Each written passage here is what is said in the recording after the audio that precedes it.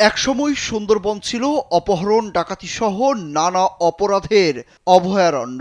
তখন প্রায়ই বনদস্যু বাহিনীগুলোর কাছে জিম্মি হতে হতো জেলেদের। চাহিদা মতো চাঁদা দিলে মিলত মুক্তি আর নয়তো মৃত্যু। জিম্মি জেলেদের বনদস্যুদের কাছ থেকে উদ্ধারে তখন প্রায়ই গহীন বনে অভিযান চালাতো আইন শৃঙ্খলা বাহিনী। ওই সময় অনেক দস্যুর মৃত্যুও হয়েছে ক্রসফায়ারে, আবার আহত হয়েছেন অনেক আইন শৃঙ্খলা বাহিনীর সদস্য। এক পর্যায়ে ২০১৬ সাল থেকে ২০১৮ সাল পর্যন্ত সুন্দরবনের ৩২টি বাহিনীর প্রধান সহ ৩২৪ জন দস্যু তাদের কাছে থাকা অস্ত্র জমা দিয়ে আত্মসমর্পণ করেছিলেন। এরপর ২০১৮ সালে সুন্দরবনকে দস্যুমুক্ত ঘোষণা করা হয়। ইডেন বে কক্সবাজার সমুদ্র সৈকতের উপর নিজেদের একটি ঠিকানা। মাত্র ৫ লাখ টাকায় আপনিও হয়ে যেতে পারেন এই হোটেলের মালিক। কিন্তু দস্যুমুক্ত বলা হলেও সেই সুন্দরবনে এখন আবারও বনদস্যুদের তাণ্ডব বেড়েছে। গত এক মাসে দস্যুরা মুক্তিপণের দাবিতে অপহরণ করেছে অর্ধশত জেলেকে। দস্যুদের চাহিদা মতো ৩০ লাখ টাকার অধিক মুক্তিপণ দিয়ে এরই মধ্যে ছাড়া পেয়েছেন ১০ জেলে। ছাড়া পাওয়া জেলেরা জানিয়েছেন দস্যুরা তাদের উপর চালাতো নির্মম নির্যাতন। ডাকাতরা বাংলাদেশি হলেও কথা বলতো ভারতীয় ভাষায়। সব বাংলাদেশেরই লোক, তো প্রায় কথা ভারতের, মানে প্রায় মনে হয় ওরা ভারতে থাকা। ওদের কথা শুনে আমাদের মনে হলো যে ওরা মনে হয় ভারতে থাকে। 17 দিনের মাথায় আমাদের ওটাই হচ্ছে।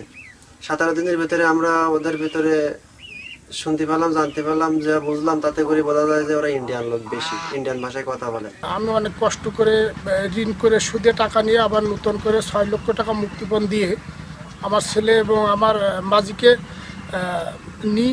দস্যুদের চাহিদা মতো টাকা জোগাড় করতে না পারায় এখনো জিম্মি রয়েছে অনেক জেলে। পরিবারের একমাত্র উপার্জনক্ষম ব্যক্তিটি বনদস্যুদের কাছে মৃত্যুর প্রহর গুনতে থাকায় চরম দুশ্চিন্তায় পরিবারের বাকি সদস্যরা।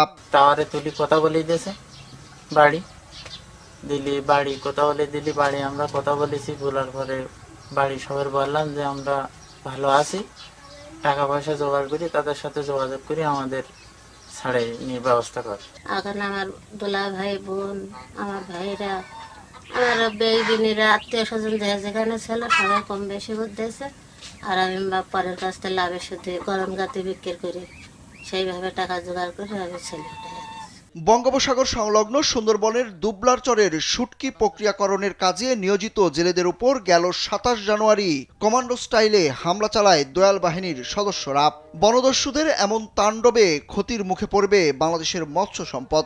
তাই এখনই ব্যবস্থা নেওয়ার দাবি সংশ্লিষ্টদের। সুন্দরবনের শুধু দুবলারচর এলাকায় ১৫,০০০ জেলে এই কাজে নিয়োজিত। ১৫,০০০ জেলের সাথে কয়েক লক্ষ মানুষের রুজি ও রুটির প্রশ্ন জড়িত।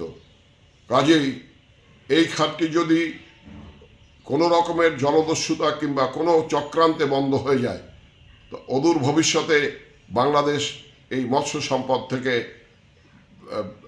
ক্ষতিগ্রস্ত হবে। সমুদ্রের অভিভাবক হিসেবে খ্যাত কোস্টগার্ডের অপারেশন কর্মকর্তা লেফটেন্যান্ট কমান্ডার তারেক আহমেদ জানান, বনজীবীদের নিরাপত্তায় তাদের অভিযান অব্যাহত আছে। আপনারা ইতিমধ্যে জানেন যে আমরা আমাদের গোয়েন্দা তৎপরতা বৃদ্ধি করেছি।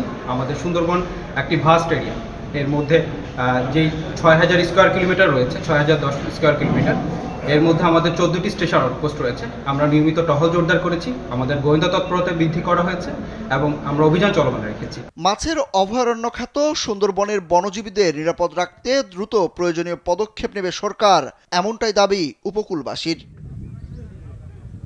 সুরুজ আহমেদ, কালবেলা।